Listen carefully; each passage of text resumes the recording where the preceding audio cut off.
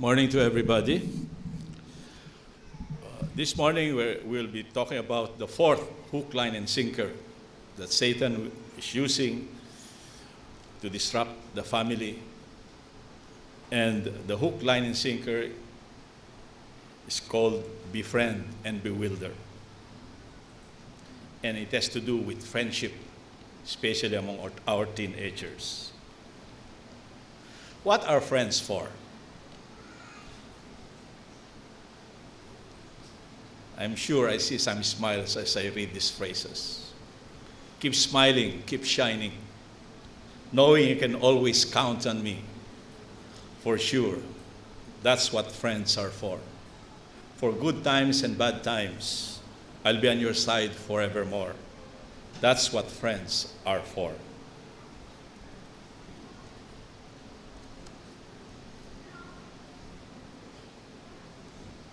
What are friends for? Friends are those whom we can trust no matter what. Friends are those who accept us despite our imperfections. Friends are those who accept us as we are and tell us when we are wrong and when we are right. Friends encourage each other to grow and reach for our dreams, even if they do not agree with our dreams. Friends are those who want the best for us, and they will grow with us. No matter the differences that can exist between us and them, we can count on them when we need a shoulder to cry, someone to laugh with, someone to celebrate with, and cherish the sad and happy moments of our life journey. We have a biblical reference for this. Proverbs 17:17. A friend loveth at all times, and a brother is born for adversity.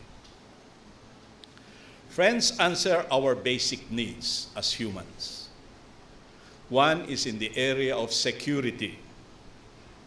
By nature, we fear isolation. By nature, we feel loneliness when we are alone. The second area of basic need that friendship answers is significance. Significance means that a person or a human being needs to belong. He must have a sense of belonging, and he must have his self-esteem. In the life of our teenagers, the issues of security and significance are most critical and crucial during this stage of their lives. If we try to understand the teenager better, we see that he's a stage in which we call adolescence. The word adolescent is derived from a Latin verb adolescere, which means to grow into maturity, to grow up.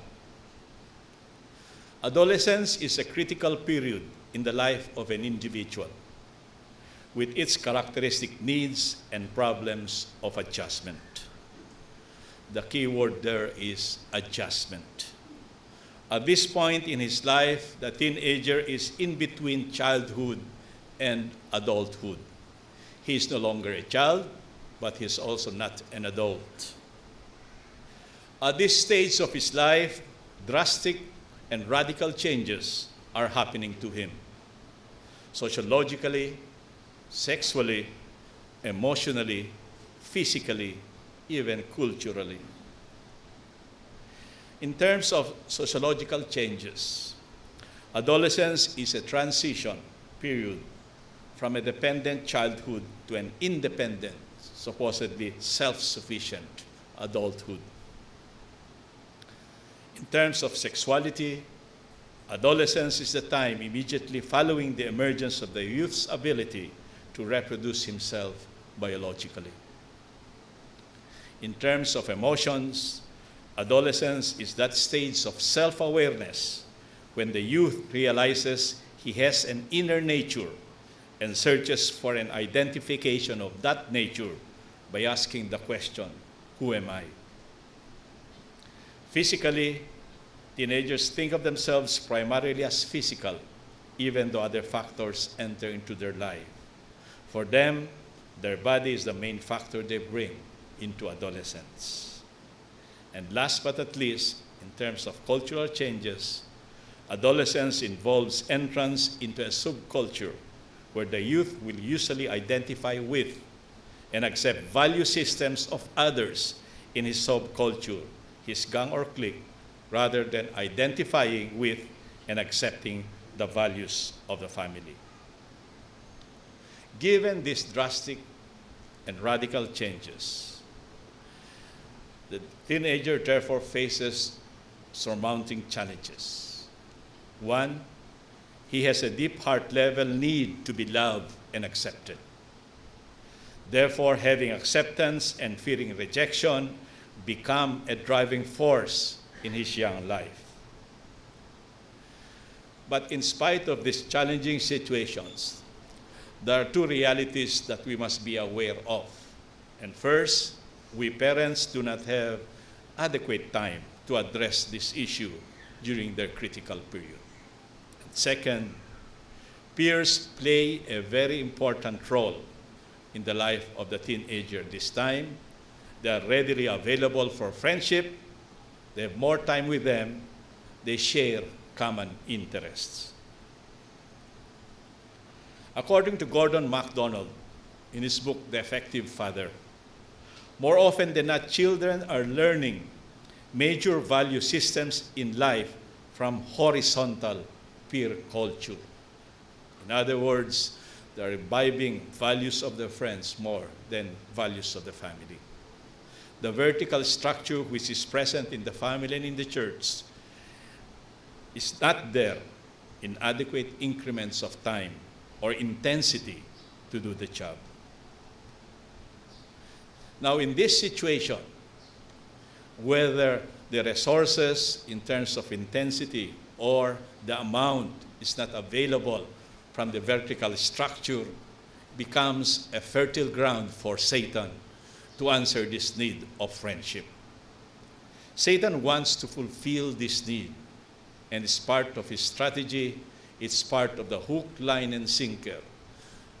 How to befriend and eventually to bewilder the teenager and other members of the family. What do we mean when we say befriend as part of Satan's strategy? Befriend in the dictionary means to make friends or become friendly with or to act as a friend to somebody. The prefix be is from Old English. In befriend, the meaning is cause to be a friend. So to befriend someone is to cause him or her to be your friend. The initiative would come from Satan in order to make a friends out of our family members if we don't act proactively. The second part of this strategy is bewilder. In the dictionary, this bewilder means to confuse or puzzle completely, to perplex, to disturb. If we look at the word origin and history, from bewilder means thoroughly, plus the archaic wilder. It means to lead astray, to lure into the wilds, probably a back formation of wilderness. Looking at it within the context of Satan's strategy, bewilder therefore would mean making friends with our family members, and at the same time and eventually he will bring confusion so that they will not have the moral anchors in their behavior and in their lives. That's why it's not just any type of friend. If we look at the first slide, for example, while it answers the need for friendship, the Bible qualifies. It depends on type of friendship. Because all the things we mentioned in general about friendships in the first two slides can either bring bad influence, it can bring good influence. That's why the Bible counsels us that we have to choose our friends. We must not get friends for friendship's sake, there must be criteria in choosing our friends. Proverbs 12:26 in the New King James Version. The righteous should choose his friends carefully, for the way of the wicked leads them astray. So we should not allow our family members to take friends for friends' sake. Proverbs 12:26 says, we should choose our friends carefully. 2 Corinthians 6:14, be not unequally yoked together, advises Paul, with unbelievers. For what fellowship hath righteousness with unrighteousness? And what communion hath light with darkness? 2 Corinthians 6:14. But why should we train our teenagers to choose their friends wisely? We give 3 reasons. First reason, children will become like the friends they choose. As we have taken up in the Sunday Bible School, this is the first law of friendship. You become like your friends. The scripture states emphatically that we are influenced by the people around us. Therefore, parents must teach their children the dangers and especially the consequences of choosing friends foolishly and indiscriminately. Men are born sinful, naive, and foolish.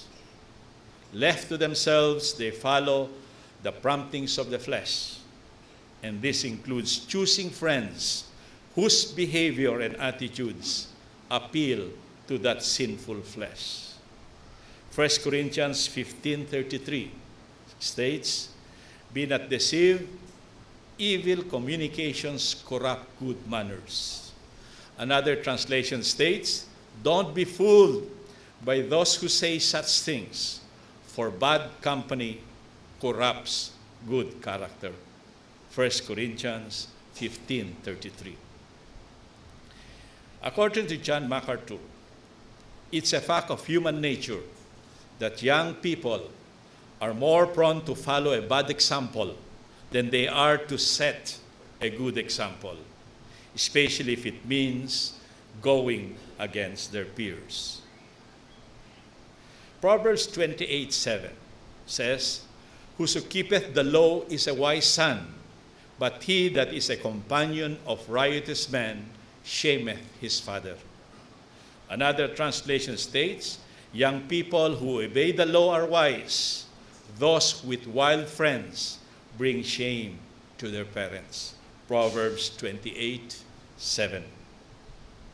We see the first reason why we should continually advise our children, our teenagers, to wisely choose their friends. And we learn lesson from Rehoboam. In 1 Kings 12, verse 8, it states, but he forsook the counsel of the old men, which they had given him, and consulted with the young men that were grown up with him, and which stood before him. What was the counsel? These men encouraged Rehoboam to adopt a cruel attitude toward the people of Israel. An observation has been noted, and it is this. Part of Solomon's said legacy as a father is that the companions he allowed his son to choose ultimately played an influential role in dividing the kingdom of Israel. That's a lesson from Solomon and Rehoboam. The second reason why we should continually advise our children to choose their friends wisely. Children who choose bad friends will suffer harmful consequences. The Bible warns that people suffer the consequences of living out bad character traits, which can be imbibed from wrong friends. Proverbs 13:20 states, he that walketh with wise With wise men shall be wise, but a companion of fools shall be destroyed. Proverbs 13:20. How does having bad friends lead to harmful consequences? First, generally bad friends take advantage of other friends. Secondly, bad friends, when influencing other friends, have bad consequences in terms of the fruit of sin committed. Suffering harm by being taken advantage of. The Bible clearly states that certain kind of friends have a tendency to take advantage of their friends. Proverbs 19, verses 6 to 7. Many will entreat the favor of the prince, and every man is a friend to him that giveth gifts. Verse 6, verse 7, all the brethren of the poor do hate him. How much more do his friends go far from him?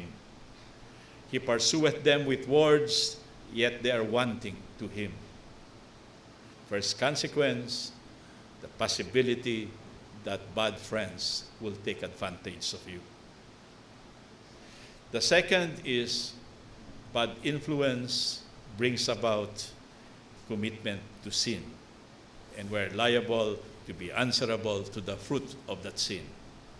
Galatians 6:7 states, be not deceived, God is not mocked, for whatsoever a man soweth, that shall he also reap.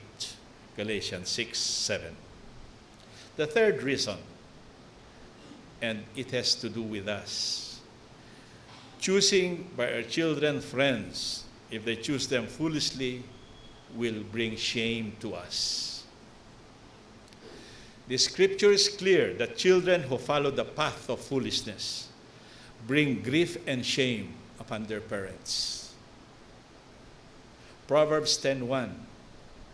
A wise son maketh a glad father, but a foolish son is the heaviness of his mother. Proverbs 17:25. A foolish son is a grief to his father, and bitterness to her that bare him. Proverbs 17:25. What are the facts here? Given a responsibility, parents do not have all the time for this teenager's issue of friendship.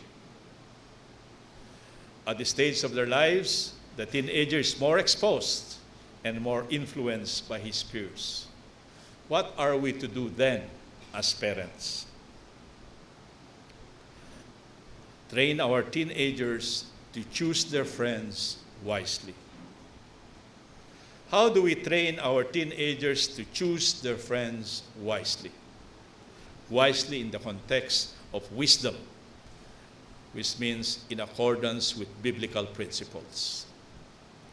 What's the first step? The first step is we should teach them God's standards for wisely choosing friends. Again, going back to the song popularized by John Warwick, What Are Friends For? It can either be bad or good friends. They can do all these things. But what if we want our children to have the friendship that the Bible encourages us to do, the first step that we have to do is to teach them God's standard for friendship. And we can refer to Psalm 119, verse 63, for standard of the Bible. I am a companion of all them that fear thee, and of them that keep thy precepts. What type of friendship should we develop? What type of friends should we have? Them that fear the Lord, them that keep his precepts. The second step, after giving them the standards, is to train our children to be friendly. Proverbs 18:24 states, a man that hath friends must show himself friendly, and there's a friend that sticketh closer than a brother. If there's any implication for Proverbs 84, it is the fact that one should be proactive in choosing his friends. In other words, he must have the responsibility, but more than that, he must act in order to choose his friends. He must do the choosing. He must decide what friends to make of. So training them to be friendly. First, we must caution and help our teenagers or even ourselves if we want to develop friendships to avoid pride and self-righteousness. Romans 12:13 states, "For I say through the grace given unto me, to every man that is among you, not to think of himself more highly than he ought to think, but to think soberly, according as God hath dealt to every man the measure of faith." Romans 12:3, not thinking of ourselves more highly than we ought to think, but thinking more soberly. Philippians 2:3, do nothing out of selfish ambition or vain conceit, but in humility consider others better than yourselves. Making our friends friendly requires that we should not have this self-righteousness, we should not have this pride, we must have humility. Step 3, we must teach and our children should learn to be wise and discerning in their choice of companions by their companions' words, attitudes, and actions using biblical admonitions. Matthew 7:16 states, "You shall know them by their fruits. Do men gather grapes of thorns or figs of thistles?" Proverbs 20:11, "Even a child is known by his doings, whether his work be pure and whether it be right." So we should teach our children what they call the pattern of recognition. That as we observe their potential friends, they should observe in the areas of their behavior what the patterns are, in the area of their speech, what the patterns are, and in the area of attitudes, what the patterns are, and if these patterns are according to biblical admonitions. The first pattern of behavior that we have to look for in a friend is the person faithful and loyal. True friends are loyal, they encourage, they guide, they help, they strengthen other friends. Friends do not forsake others in their times of need. Proverbs 17:17 is very clear on this characteristic of loyalty. A friend loveth at all times. Friends should never be fair weather friends, nor friends should be high maintenance friends. A friend should be there to love us at all times. Does the person who would be your friend accept you unconditionally? The best of friends know and accept one's weaknesses and imperfections. A good friend is quick to ask forgiveness and ready to be forgiven. This story on Sand and Stone tells of two friends who were walking through the desert. At some point in the journey, they had an argument, and one friend slapped the other one in the face. The one who got slapped was hurt, but without saying anything, wrote in the sand, "Today, my best friend slapped me in the face." They kept on walking until they found an oasis where they decided to take a bath. The one who had been slapped got stuck in the mire and started drowning, but the friend saved him.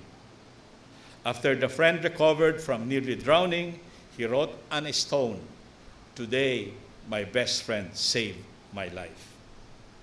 The friend who had slapped and saved his best friend asked him, "After I hurt you, you wrote in the sand, but now you write on a stone. Why?" The other friend replied, "When someone hurts us, we should write it in sand, where the winds of forgiveness can erase it from view. But when someone does something good for us, we should engrave it in stone, where no wind can ever remove it." So a loyal and faithful friend, write your hearts in the sand and forget them. But the loyal and faithful friend carves your benefits in stone to be remembered. The second pattern of behavior that we should look at, aside from loyalty and faithfulness, is morality. Is the person immoral? Immoral means not moral and connotes the evil or licentious behavior. Immoral is an adjective that means not adhering to ethical principles. And the Bible is very clear on this, that we should not have friends who have practiced immoral practices. 1 Corinthians 5, 9, 11. I wrote unto you in an epistle not to company with fornicators, yet not altogether with the fornicators of this world, or with the covetous or extortioners, or with idolaters, for then must ye needs go out of the world. Verse 11, but now I have written unto you not to keep company. If any man that's called a brother be a fornicator, or covetous, or an idolater, or a railer, or a drunkard, or an extortioner, with such an one, no, not to eat. Paul says in 1 Corinthians 5, verses 9 to 11. The third pattern of behavior that the Bible advises us that we should be on the lookout is the meanness of the person. Is the person mean? Mean means someone or something that is unkind, motivated by cruelty, or intended to be hurtful. An example of a mean-spirited person is someone who loves to see others fall. He cannot be a good friend according to the biblical counsel. In fact, John 15:13 tells us, greater love hath no man than this, that a man lay down his life for his friends. Instead of thinking hard or disadvantages for somebody, a friend should follow John 15:13. The readiness to put oneself back to serve the other person, instead of putting the other person back to serve oneself. It is the readiness to take the needs of the friend more seriously than your own. That's the aspect of pattern of behavior we need when we try to avoid meanness of a friend.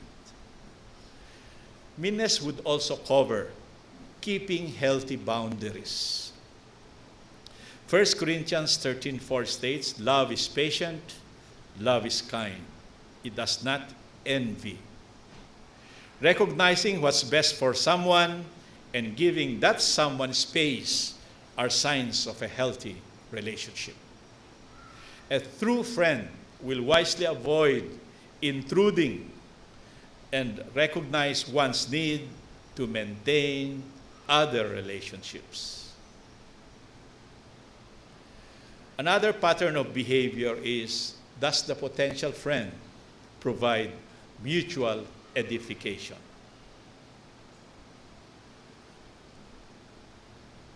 As iron sharpens iron, Proverbs 27:17 states, so one man sharpens another. Is there an opportunity for mutual edification for that potential friend? True Christian friends will build each other up emotionally, spiritually, physically, socially. After looking at the patterns of behavior, we should also teach, and our children should learn, that one way or one indicator of trying to determine whether he's worth developing as a friend or not is in their pattern of speech. Is the person first honest in his speech? Or is the person gracious in his speech? Is the person a slanderer? Or is a person flatterer? So based on association with this potential friend, what patterns of speech are you noticing? Is the person honest in his speech? Our basic premise here is those who prove to be deceitful with others will likely deceive you as well. Friends tell the truth and do not withhold information. Proverbs 27:6 states, "Faithful are the wounds of a friend." Even if it hurts, truth must be told. So we must be honest in our speech. The second criterion in speech pattern is the person gracious in his speech? A friend should be gracious even when they admonish. Gracious in his speech means kind, courteous, compassionate, like gracious reply even if the remark is rude. Gracious in speech means to be polite. Gracious in speech means showing regard for others. Proverbs 22:11 admonishes us on this graciousness of his speech. He that loveth pureness of heart, for the grace of his lips, the king, even the king, shall be his friend. Proverbs 22:11. Proverbs 26:18-19. Absence of gracious in his speech, as a madman who casteth firebrands, arrows, and death, so is the man that deceiveth his neighbor and saith, "Am not I in sport?" Gracious in speech would also mean a friend who is aware of our sensitive areas, especially when talking to us or talking about us. Gracious in speech also means a friend who refrains from sarcasm, from mean jokes, and even exposures. The third area in the pattern of speech is the person a slanderer? We should teach our children to be wary of those who are willing to speak poorly about others. If they show it to be a pattern toward others, it is likely that your children or you yourselves will be the victim of slanderous words eventually as well. The Bible clearly teaches that slanderers make bad friends. Proverbs 16:28, a froward man showeth strife, a whisperer separateth chief friends. Another translation states, a troublemaker plants seeds of strife or quarrel, gossip separates the best of friends. So avoid a potential friend who you observe to be a slanderer. Is the person a flatterer also? Referring to manipulative compliments intended to eventually serve his selfish purposes. The Bible is very clear about this and peoples who flatter. Proverbs 29:5, a man that flattereth his neighbor, he spreadeth a net for his feet. I like better this translation, to flatter friends is to lay a trap for their feet. Proverbs 27:6, faithful are the wounds of a friend, but the kisses of an enemy are deceitful. One translation states, wounds from a sincere friend are better than many kisses from an enemy. After looking at their behavior patterns, looking at their speech patterns, we look at their attitudes. An attitude is a pattern of thinking formed over a period long period of time. What are some of these attitudes that we should avoid in potential friendships? One, is the person characteristically angry? By character, he's always angry. We should teach our teenagers to avoid them in order for our teenagers to escape learning their ways and not to get hurt by them. Proverbs 22, 24, 25 is very clear on this. Balikte mo man, still says the same message. Verse 24, make no friendship with an angry man, and with a furious man thou shalt not go, lest thou learn his ways and get a snare to thy soul. Don't befriend angry people or associate with hot-tempered people, or you will learn to be like them and endanger your soul.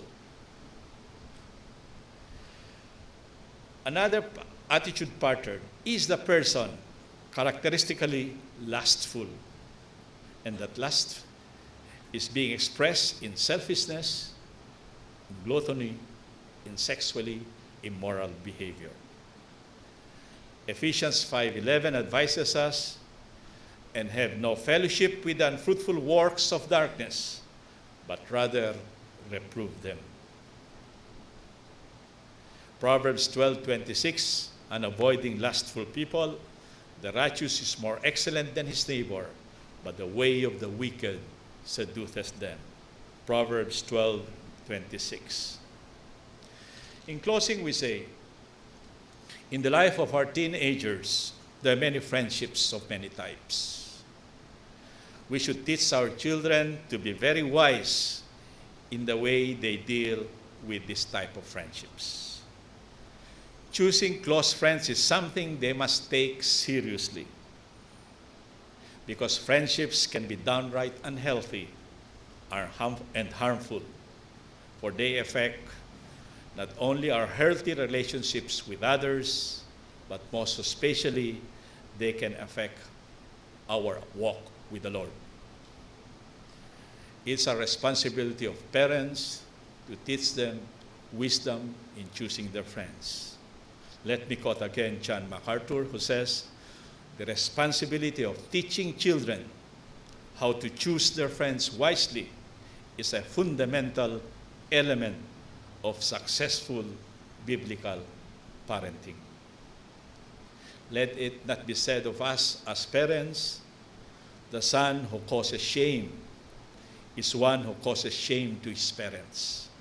The shame is to the parents because their responsibility to teach was theirs and they never assumed it. Thank you and good morning.